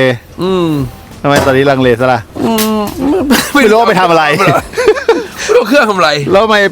ปากเบาหรือไงตื่นเช้าไปหน่อย ตื่นเช้าไปหน่อยใส่เมาขี้ตา ให้ราคาไปเฉยเลย ดันได้ถ้าเกิดได้ขึ้นมาแล้วโอ้โห พี่คิดว่ามันจะมีคนแข่งไหมล่ะผมว่าไม่น่ามีRB 20แต่วันนึงมันก็ต้องมีคนเล่นซื้อเชื่อในตลาดเพราะน้ำมันมันแพงก็ติดแก๊สได้นะใช่ป่ะถึงวันนั้นก็คือแต่ต้องอมไว้ก่อนอมไว้ก่อนอมแก้มตุ๋ยไว้ก่อนอมไปเยอะด้วยเดี๋ยวช่วงนี้มันแพงซื้อไม่ได้ไม่เป็นไรหรอกเกียวโต้ด้วยไม่ได้แล้วก็ใส่รถเรามีบิ๊กM4ขออยู่แต่ก็เอา 2J มาซูเปอร์ขายได้ด้วยนั่นแน่รถก็มีใช่ไหมนั่นแน่จะมีเครื่อง 2J ซูเปอร์อยู่ในรถแต่ก็ซื้อไว้ก่อนโปรเจกต์เยอะจริงๆเมาขี้ตาแหละตื่นเช้าไว้หน่อยเมาขี้ตาตื่นเช้าไว้หน่อยแอมเราเทสรถอีกแล้วเทสนิสโมแล้ว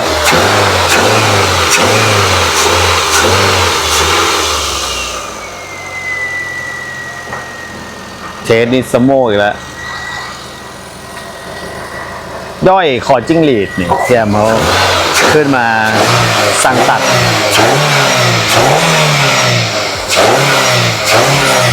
เหมือนโกดังที่นี่เขามีรื้อบ้านด้วยครับ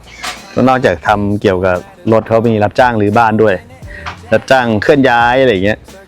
เนี่ยพวกไม้นี่จะมาจากการรื้อบ้านเกือบทั้งหมดเลยนะครับแล้วของเราก็คือเอาต่อเข้ามาเพราะว่าเจ๊กเขาเอาไว้แพ็คกิ้งของนั่นเองครับ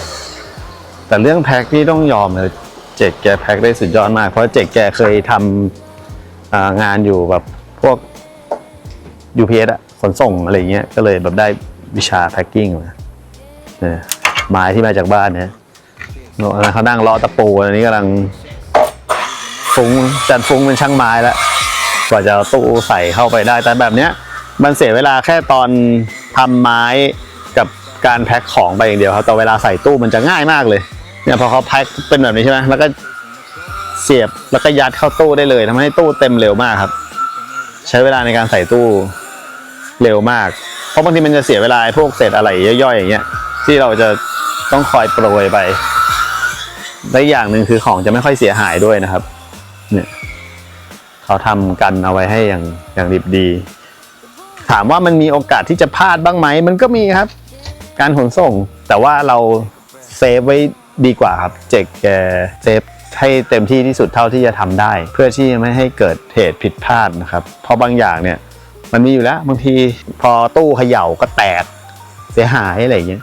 เจ๊กเลยไว้กันไว้ดีกว่าแก้นะครับเดินเล่นข้างในนี่ของเต็มไปหมดเลยอะไรแต่ของมาด้าเจ๊กก็เยอะอยู่เหมือนกันนะนี่น่าจะพวกมาด้า3ป่ะกันชนแต่งนะกันชนแต่งกันชนเดิมวะเนี่ยจักรยานอะไรเงี้ยแกก็เก็บเอาไว้นะครับฝาท้ายวิทก็มีหรือพวกนี้ที่มันไม่ได้กะเซตอ่ะบางทีมันเอาเข้าไปยากไงแต่ก็ลื้อเอาไว้ก่อนเอาของที่อยู่ในเซตไปก่อนแล้วก็บางทีพวกนี้ก็แซมไปครับเป็นอะไหล่บ้านเราคือบางรุ่นเนี่ยจริงๆที่ญี่ปุ่นเขามีอะไหล่แต่ว่าบางทีเราก็ไม่ได้ทำลงไปเพราะว่าถ้าไม่มีลูกค้าอย่างเงี้ยบางทีเขาเอาเข้าไปมันก็ไปเป็นที่เรียกว่าเกะกะของที่โกดังเขาอย่างคนที่แบบบางทีตอนนี้ไปเล่นรถแปลกๆอย่างสมมติ Mark II อะไรอย่างเงี้ยหรือพวกเซลเซียร์แต่ที่เมืองไทยส่วนใหญ่จะเป็น Lexus เนาะ IS อะไร400อะไรก็ว่ากันไปบางทีจริงๆที่นี่มีอะไรเยอะมากครับอย่างคราวเคลเงี้ยที่นี่เยอะมากแต่ว่าในสมัยก่อนเนี่ยเราลื้อเอาเครื่องแต่บอดี้พาร์ทเนี่ยเราไม่มีลูกค้าเราก็เลยไม่เอาเข้าไปครับเอาเข้าไปก็เรียกว่าน่าจะเป็นการเกะกะมากกว่าไม่รู้จะไปขายใครนึกออกว่ามันก็เลยไม่ได้เอาเข้าไปส่วนใหญ่เราก็เอาแค่ลื้อสมมติว่าคราวหรืออะไรเงี้ยเป็นเครื่องเจก็เอาไปขายคนติดแก๊สอะไรก็ว่ากันไปส่วนอะไรอย่างอื่นเราก็ทิ้งครับช่างเศษเหล็กบ้างอะไรบ้างนะครับอันนี้ก็เลยเป็นปัญหาเพราะว่าเราไม่รู้ว่าบ้านเราเล่นแต่ตอนนี้เหมือนคนก็เริ่มกลับมาเล่นพวกคราวเล่นพวกรถ4 ประตูเนาะ4 ประตูรุ่นเก่าของญี่ปุ่นน่ะอะไรมันก็อาจจะน้อยลงเพราะว่าด้วยเหตุผลชนีนั่นเองครับจริงๆก็มีเต็มเลยรุ่นที่แบบตอนนี้เขาเล่นกันนะเมื่อก่อนหรือกันไม่รู้เป็นกี่คันนะลองคิดสภาพว่าเครื่องเจเราเจไม่โบ1J 2J อะไรพวกนี้เราเข้าไปเมืองไทยเป็นโหกี่ร้อยตัวนี่ไม่รู้นี่ขายกันฝั่งนี้อีกอะไรเงี้ยเจ๊แกก็กองไว้ครับฝาท้ายฟิตฝาท้ายสตรีมตัวเก่าเราเลยนะจะเก็บเอาไว้ถ้ามีลูกค้าก็ค่อยเอาไปครับเกะกะฝั่งนี้แทนพวกมาร์ทก็ยังอยู่ที่ฝาท้าย200ป่ะเนี่ยน่าจะใช่นะฝาท้าย200เจ๊ก็ยังเก็บไว้อยู่เลยมีฝาท้ายซูเปอร์ด้วยเนี่ย A80 เนี่ยเจ๊ก็เก็บไว้แล้วเนี่ยคือไอ้พวกขอบยางอย่าง200เนี่ยพวกเนี้ยมันไม่มีเบอร์นะครับมันต้องเนี่ยมาหาสภาพเหมือนฝามือสองสภาพดีๆอย่างเงี้ยซื้อยกฝาไปอะไรเงี้ยอันนี้ไม่แน่ใจว่าเป็นฝาตั้งแต่สมัยที่เรามาตอนแรกป่ะไอ้คันดำใช่ป่ะไม่รู้แต่มีเก็บมีฝาซูเปอร์เก็บด้วยยังไม่ได้เอาเข้าไปฝากระโปรงวิทอะไรเงี้ยฝาท้ายอีลิชั่นเนี่ยเจ๊แกก็เก็บไว้ล้อมูเก้นอันนี้ขอบ17น่าจะพวก5/114แหละนี่เจ๊แกก็เก็บเศษอะไหล่ไว้เยอะเหมือนกันนะกันชนเนี่ยเต็มเลยบางทีส่งไปไม่หมดนะพวกนี้มันเกะกะตู้เนาะมันยัดยากด้วยแล้วก็ถ้าเอาไปเกะกะก็ขายยากจักรยานเจ๊แกก็เก็บไว้หลายคันอยู่เหมือนกันนะดูมันชนกี่รุ่นต่อกี่รุ่นอ่ะจะทิ้งก็เสียดายนึกออกปะเก็บไว้ก่อนมีลูกค้าค่อยว่ากันในของแจ๊สเยอะมากเลยนะของฟิตเนี่ยทั้ง G เนี่ยจากที่ดู GD GE เจ๊แกเก็บไว้เต็มเลยฝาท้ายมิลาดก็มีไม่ได้มาเดินตรงนี้นานพี่แอม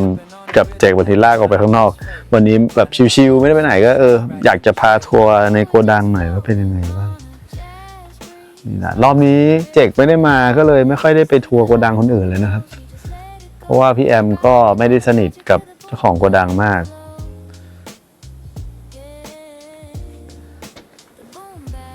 แป๊บๆเดี๋ยวก็ใกล้กลับแล้วเนี่ยเจ๊ก็เก็บตู้แอร์อะไรไว้เต็มไปหมดเลยอะไรเยอะมาก เดินไปตรงไหนก็มีแต่อะไรข้างหลังเราก็เป็นป่าครับ ตรงทะลุไปก็เป็นทะเลแล้วรุ่นนี้เจ๊แกก็เก็บไว้หลายเที่ยวแล้วเหมือนกันนะไม่รู้ว่าจะทำอะไรไปอะไรยังไงเมื่อไหร่Edition บานละ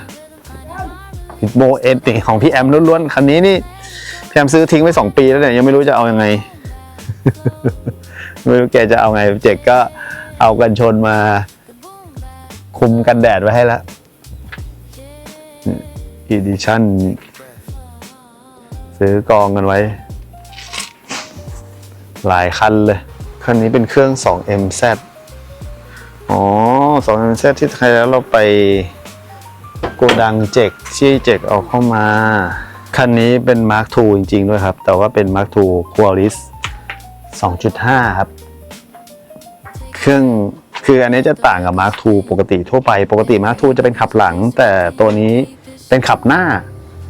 เป็นฟิลแบบเหมือนแคมรี่อ่ะแต่เครื่องตระกูลพวกนี้เจ๊กแกก็บอกว่าที่ตอนนั้นเราเคยไปถ่ายสามารถเอาเครื่องเขาเนี่ยไปติดแก๊สได้นะครับเครื่องจะเป็น V6 2.5 นะครับรหัสเครื่องจะเป็น 2MZ FE แบบที่เราเห็นเมื่อสักครู่นะครับปกติ Mark II จะเป็นขับหลังแต่ว่าอันนี้เขาก็เปลี่ยนแพลตฟอร์มเป็นรถแบบสเตชันวากอนแบบขับสบายๆนะครับเป็นขับหน้าออปชั่นดูดิอันนี้เราเปิดประตูไม่ได้เพราะว่าติดไอ้นี่ครับติดรถเนี่ยเขาจะมีออปชั่นแบบเสริมคอลิสนะครับอันล็อกด้วยแล้วก็เปิดประตูไม่ได้เพราะว่าติดไอ้นี่ติดล้อ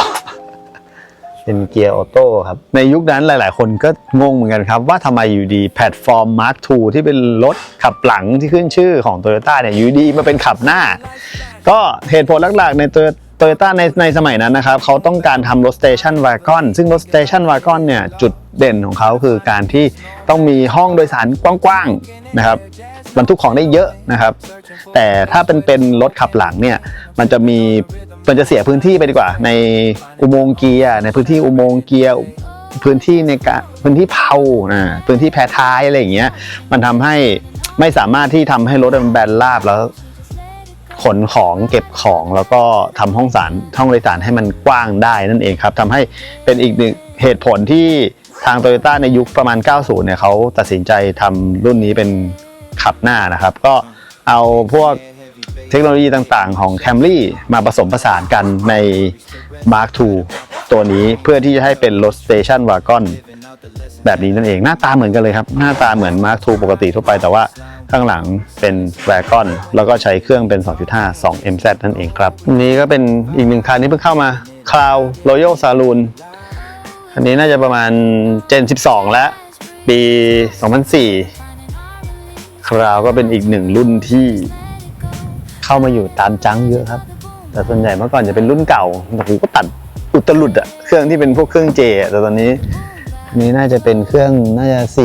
4 GR แล้วนะครับภายในเขาออกแบบมาให้เป็นรถหรูหรานะครับส่วนใหญ่คนก็ชอบเอาคาวไปแต่ง VIP เนาะแต่ง VIP คาดูแบบมาเฟียยากุซ่าหน่อยๆนะครับเครื่องขับหลัง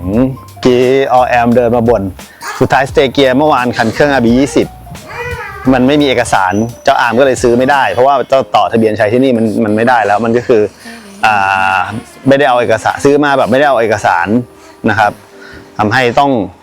ตัดเป็นอะไหล่อย่างเดียวเดี๋ยวพี่แอม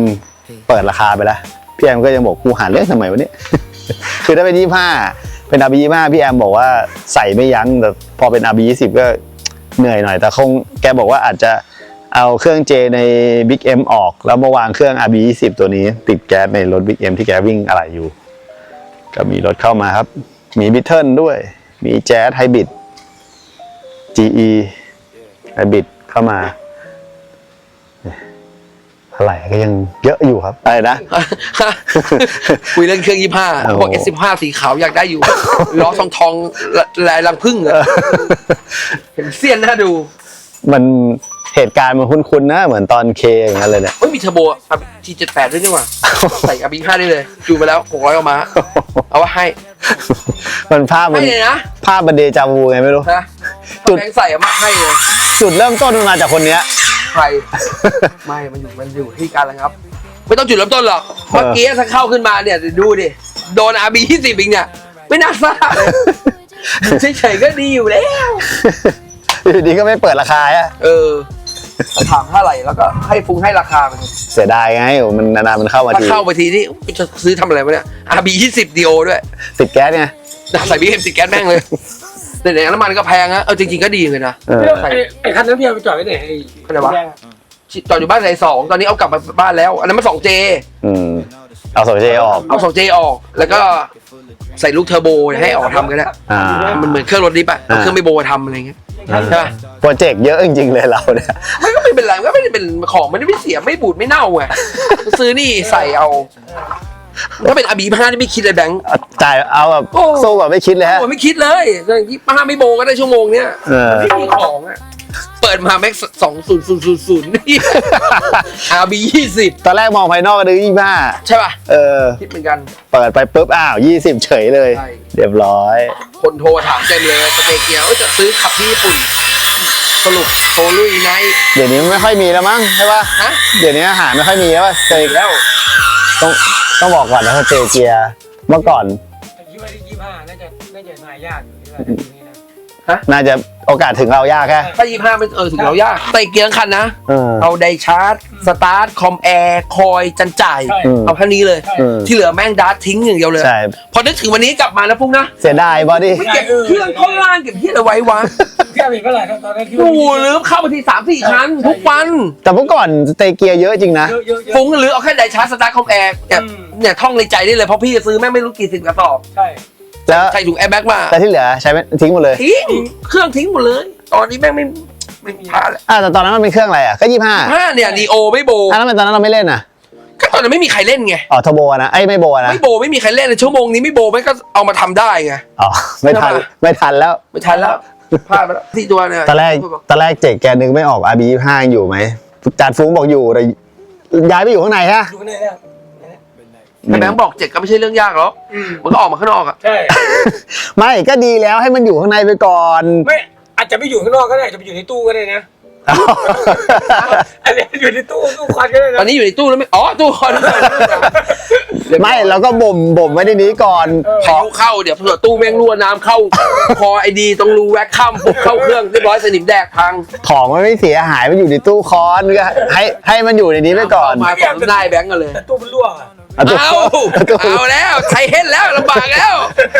เชื่อดิพอไปถ้าสมมติเครื่องไปถึงไทยนะ พี่อ๋อรื้ออยู่ดี จริงแบงค์ไม่ได้ก็พี่ก็ไม่ซีเรียสนะเพราะพี่ก็ไม่ต้องเสียเทอร์โบเท่านั้นเอง มันดานยากของมันอยู่ในสูตร เหลือตัวเดียวนะดีนะ ก็เก็บไว้ก่อนไงแค่เรียกว่าจะได้อุ่นใจว่าRB25มีแน่ๆแล้วไงเครื่องมีแล้วตัวหนึ่งไง แล้วนี่ไม่ต้องอะไรนะ8เทอร์โบT78แคมไม่ต้องใส่เอทีใส่คลัตช์ปุ๊บสตาร์ท500เลย สตาร์ท500เลย เอาเลยมาไม่ทำอยู่500ยังมามีแน่นอนมีในมือเลยเอาขับ เอาดิ 8เทอร์โบคลัตช์หูฉีดกล่อง มีในมือเลยฮะตอนแรกเจ๊กแกจำไม่ได้ว่ามีRB25แต่จานฟุ้งบอกว่าเป็นคนดาร์ทเข้าไปเองใช่แล้วที่เราเคยถ่ายตรงเนี้ยถ่ายตรงเนี้ยจานฟุ้งบอกว่าดาร์ทไปข้างในเรียบร้อยแล้ว เจ๊กบอกถ้ามีเอาไปเลยภาพเดจาวูไงไม่รู้เหมือนตอนเคเลยท่านี้เลย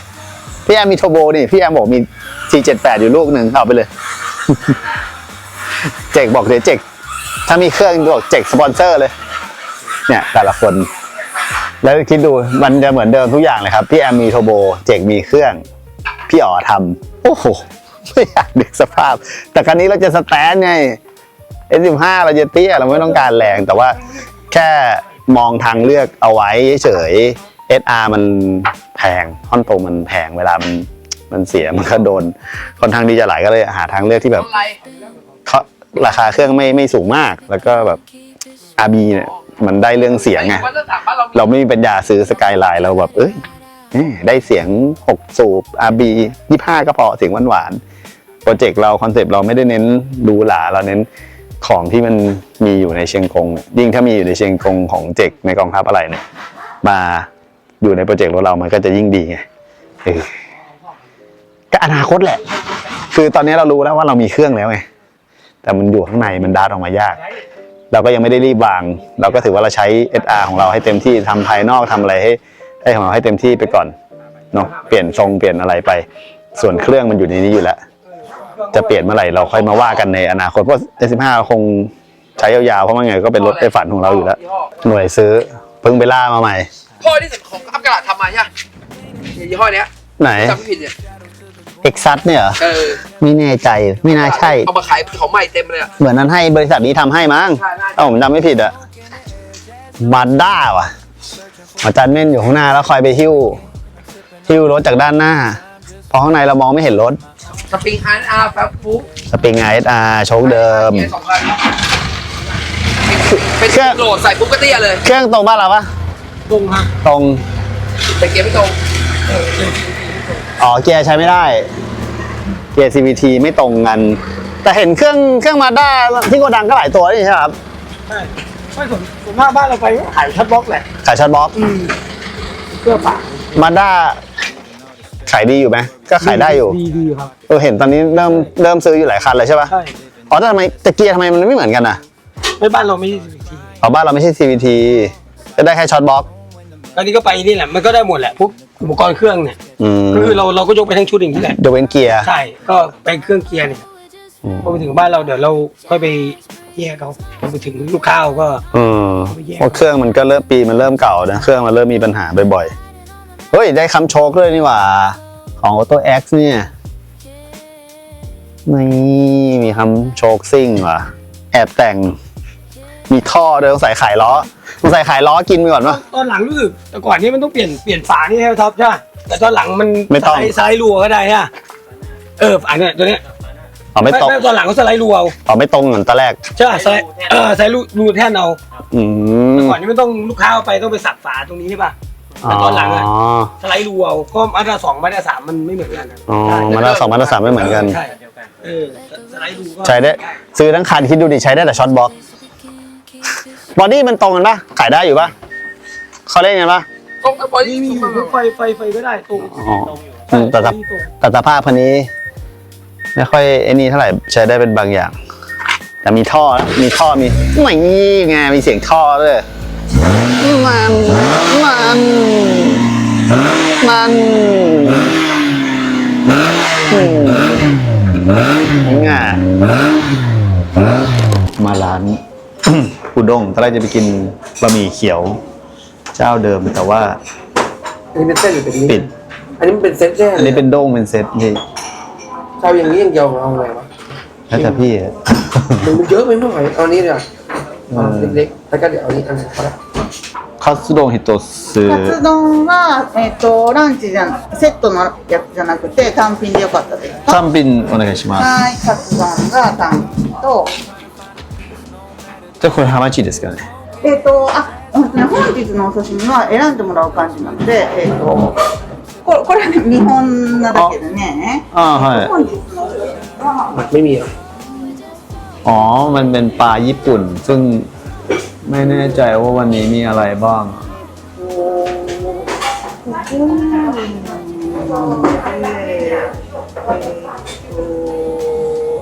鶏刺しかマグロマグロ白今日ハマチがないですかねハマチちょっと確認しますね。พยายามอยากกินฮามาจิอ๋อมันเป็นปลาตามฤดูกาลปลาญี่ปุ่นตามฤดูกาลขึ้นอยู่กับว่าวันนี้มีอะไรบ้างอะไรเงี้ย มาถามเลยวันนี้มีปลาอะไรบ้าง อ๋อ เอาเซ็ตมาแบ่งกันไหมล่ะ โอ้โหเซตมันโหดไปดิพี่ แบ่ง ผมก็ไปกินไม่เยอะเหมือนกันอะเซตนี่เลิกคุยเลยอะ マグロの山かけとかになりますけど、 มากุโรกินไหมอะ ได้มา มากุโรหน่อยกินใช่ไหม マグロ山かけでよかったです。はいでこれですマグロ山かけ。肉天はおうどんおそばどうします？そばの方がいいですねそばお願いしますのそばはあったかい冷たい。温かいあったかい。はい。麺は 1.5 と並と量がこれです並で。はい以上ではい一緒ではいメニューここに入れるとこあるので入れてください มาแล้วโอ้ของเราเริ่มเลยเป็นโซบะเนื้อผสมกับเทมปุระของพี่แอมไปกินคาซิด้งร่งเราใส่แค่พริกก็พอแล้ว นี่ไม่เผ็ด ไม่ค่อยมานี่กินอาหารไทยบ่อยกว่าอาหารญี่ปุ่นเลย อาหารไทยฝีมือเม่นทุกวันเลย แซ่บเรียกว่า แซ่บเฮ้ยอร่อยว่ะนี่เมนูพิเศษครับเป็นโซบะเนื้อเหรอรสชาติมันจะไม่โซบะทีเดียวน้ำซุปมันกลมกล่อม จริงๆเหรอก ลมกล่อมดิ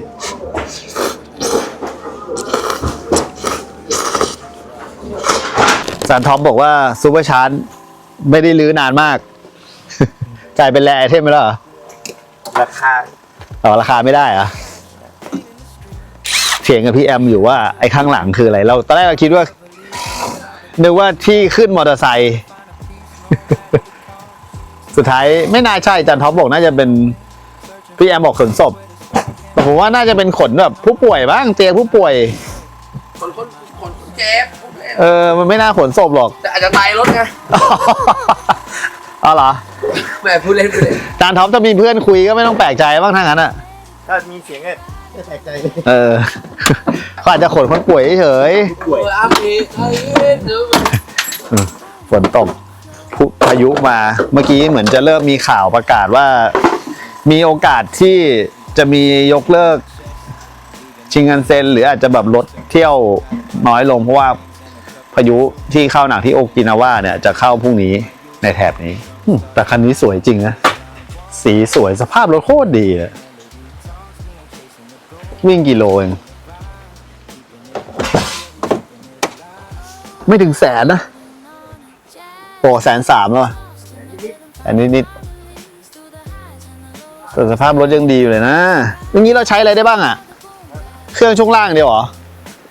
เราเอาซุปเปอร์ชาร์จอย่างเดียวครับ อะ เราเอาซุปเปอร์ชาร์จเครื่องเราไม่เอา เครื่องไม่เอาด้วยเหรอ ไม่เอาครับเอาแต่ซุป เอาแต่ซุป ใช่ครับ ทำไมเครื่องขายไม่ได้เหรอ เครื่องบ้านเราน้อยครับ อ๋อเหรอช่วงล่างอ่ะใช้ได้ปะ นั่งไม่ได้เอาไปเลย นี่ซื้อรถราคาเราซุปเปอร์ชาร์จเนี่ยนะ เอาซุปเอาพวกหม้อลมพวกอะไรเข้าข้างคอมไปชาร์จ อ๋อซุปเอาคอมไดชาร์จ พวกอุปกรณ์ หม้อลม หม้อลมเบรก บอดี้นี่หมดสิทธิ์เลยเหรอ ที่เอาไม่เอาครับ บอดี้ไม่เอาโอ้โหสภาพรถโคตรสวยเลยอะดูดิ ซื้อรถทั้งคัน ได้เอาแค่ซูเปอร์ชาร์จกับหม้อลม ไดชาร์จ ไดสตาร์ท บ้านเราส่วนใหญ่เล่นเครื่องอะไรนะ บ้านเราเล่นเครื่องอะไร เป็นตัวหนึ่ง3 4ครับ 3C ใช่ครับ อ๋อเพราะเป็นตระกูลนี้ไม่ได้ไม่มีคนเล่น ซื้อรถทั้งคัน เอาแค่เนี้ย เสียดายนะรถสภาพโคตรดีเลย คอมแอร์ปั๊มพาวเวอร์ เนี่ยเหรอ ใช้แค่เนี้ยทั้งเครื่อง ใช้นี่ด้วยดิบอกคอมแอร์ได้ชาร์จด้วยดิ อ๋อ ได้ชาร์จ ได้หม อ๋อ ด มีคอมแอร์ได้ชาร์จ แยกมาเลยเครื่องก็เครื่องงานอย่างเดียวปั๊บ อ๋อ มันติดมาทั้งพวงอย่างนี้เลยเหรอ ใช่ ทั้งพวงเลย แล้วเราเอาไปทำเขาไปทำอะไรนะ คือมันขับนี่ว่ามันเป็นเพา ออกซิเจน ปั่นออกซิเจน พวกกุ้งพวกปลาพวกเนี่ย มันเป็นเพามาขับเห็นปะ ทำไมปกติเมื่อก่อนเห็นเขาก็ใช้เฟืองท้ายไม่ใช่เหรอ ก็ฝึกได้ก็มี ตอนนี้ใช้ซุปเปอร์ชาร์จเนี่ยนะ ใช้ซุปมันต่อได้ อ๋อซุปไปต่อง่ายกว่าเหรอเพิ่งรู้เนี่ยเขาเอาซุปไป ก็หาสายพานพ่วงเข้าเครื่องโรบินใช่ไหม แล้วก็ทำหน้าคัสไฟป้อน โหดอ่ะไอ้นี่ปัญหายากกับเพาขับอีกนะ หายากแพง อ๋อแต่คนเขายังชอบอยู่ ยังหากันอยู่ยังเล่น ทั้งคันอ่ะหรือเอาแค่นี้กลับมาที่โกดังแล้วครับ พอดีเมื่อกี้ไปดองกี้ฝนมันตกทั้งวันเลยพายุมันจะเข้า เดี๋ยวมันจะเข้าคืนนี้ ดูข่าวตอนนี้ในพวกแอปรถไฟบางสถานีเริ่มเขียนแล้วว่า อาจจะดีเลย์หรือไม่ก็แคนเซิลครับเขาคือยังไม่ได้ประกาศ 100% แต่ก็มีบอกแล้ว ก็เลยคิดว่า เนี่ย ให้ทีมน้ำมันหลวงเขาทำปิโตรเลียมมันก่อน อาจจะขับรถกันไป อะไรนะ ทำปิโตรเลียมก่อนนะ โซเลียมก่อนกันอยู่ กัน บางท็อปคูบางท็อปอิหร่าน อ๋ออ๋ออ๋อ นี่บางนี่บางอะไรวะ บางฟุ้ง บางฟุ้งเวเนซุเอลาโดนกัดงั้นเลย พี่เราทำโรงกลั่นเองเนี่ย อันนี้บางแอมซาอุโดนกัดงั้นเฮ้ยหมดแล้ววะเดี๋ยวก่อนนะไม่เป็นไรหรอก นี่เรามา10 วันเนี่ย เราใช้น้ำมันเขาเหมือนเขาอยู่เป็นเดือนเลยนะ ลงกันไม่ทำง่ายๆเนี่ย กัดเมืองไทยไม่รวยมากัดอย่างญี่ปุ่น อ๋อเขาไม่ได้ ก็เราถ่ายนี่ด้วย ฮะ เอาหน้าใส่ไม่ได้ดูลิกดูไปทำการดูลิก กัดน้ำมันก่อนนะเพราะว่ามีแววต้องให้จันฟุ้งไปส่งที่โตเกียว เพื่อชิงเงินเซ็นมันไม่วิ่ง หรือรอบมันน้อยมันก็จะลำบาก ก็อาจจะไปให้ไปส่งนู่น แล้วก็ได้ไปอัปการาดนิดหน่อยก่อนเข้าโรงแรมอะไรประมาณนี้พรุ่งนี้ก็จะเป็นวันที่ชิวๆละแล้วก็ใกล้กลับแล้วหนาวมากฝนตกเมื่อวันร้อนสุดๆทริปนี้ค่าน้ำมันของเรา0 บาทครับไม่ได้เติมปั๊มเลยแม้แต่ครั้งเดียวเพราะวันนั้นที่ไปแดกก็ไปกลับถังนึงหมดพอดีเป๊ะมาถึงนี่คือ E พอดีแดงพอดี ซึ่งครั้งนี้ก็คิดว่าน่าจะไปกลับโตเกียวได้พอดีเพราะว่าจากเราเหมือนอยู่ตรงกลางอ่ะไปโตเกียวก็แค่4 ชั่วโมงครึ่ง300 โลแต่ตอนที่ไปสนามแดกน่าจะไกลกว่าเฮียวโงกไกลกว่าเฮียวโงกกับ400ทำเมืองไทยไม่ได้เดี๋ยวหาว่ากัดน้ำมัน ฮะ ทำเมืองไทยไม่ได้เดี๋ยวหาว่ากัดน้ำมัน ต่างกันเลยเจาะกันเห็นไม่ต่างกันทะลุทะเลาะได้แท้หมด เมื่อกี้น้ำฉีดถังไปน้ำเข้ามาเนี่ย ล้างฝุ่นออกเฉยมีบ้างให้ท็อปเข็น ไม่ใช่ล้างฝุ่นออกอย่างนี้นะล้างฝุ่นเข้าไปข้างในถัง อันนี้อันเจาะไฮออกเลกูล่าเรา เปิดปั๊มแล้วกันเปิดปั๊มแล้วกำลังประมูลถังกันอยู่ ไฮออกเลกูล่าผสม เดินไปกันไม่ได้ไปยกด้วยดิเติมหน่อย กำลังประมูลถังกันอยู่ตอนนี้ช่วงนี้กระแสมาแรงเบนซินอ่ะเครื่องเบนซินกำลังมาชื่อว่าไงต่อ แอมหมูเราถึงมีเวลาไปละแอมหมูถึงมีเวลาไปเที่ยวอัปกาลาดแทบจะ10 สาขาแล้วมั้งรอบเนี้ย อยากไปไหนก็ไป ก็บอกแล้วถูกปั๊มมันไม่ได้แดกตังค์หรอก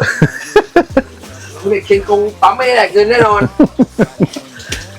โอ้ อาจจะต้องมีการเปลี่ยนปั๊มติ๊กกันบ้างเป็นเรื่องปกติ เมื่อก่อนเนี่ยผมก็เปลี่ยนปั๊มติ๊กประจำอ่ะ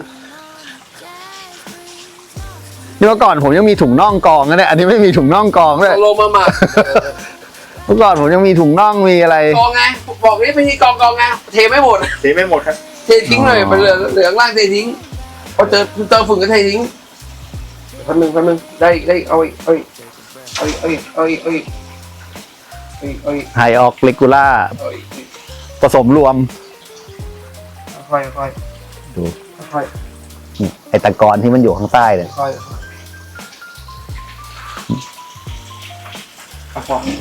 ไปเลยชิงกงแน่นอนนะ มีเขย่าด้วยเหรอ เติมเขื่อนที่ไหน แล้วดูถังเขียนดีเซลด้วยนี่ล้นไปทีเอาให้ล้น ฮะ ล้นไปแล้วไม่เหรอ นี่ดูชาวบ้านเลยไง ปิ่มคอ นี่ปิ่มคอดิเห็นนะปิ่มคอของแท้ เติมน้ำมันแล้วมีบริการเช็ดให้ด้วย โอ้โหด่างหมดแล้วตรงเนี้ยด่างหมดแล้ว ปิ่มเนี่ยเขาบอกเวลาเติมต้องเติมอย่างงี้เต็มคาราเบลเลย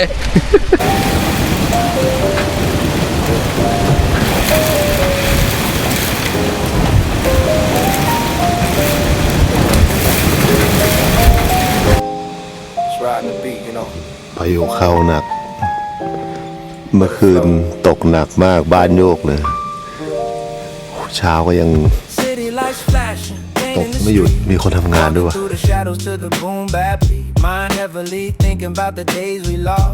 Trying to find a peace no matter the cost. Smoke in the air, jazz notes in the wind. Searching for a place where the soul can begin. I'm sipping on the rhythm, letting time just fade. Finding my own sunshine right in the shade. Oh, we're just floating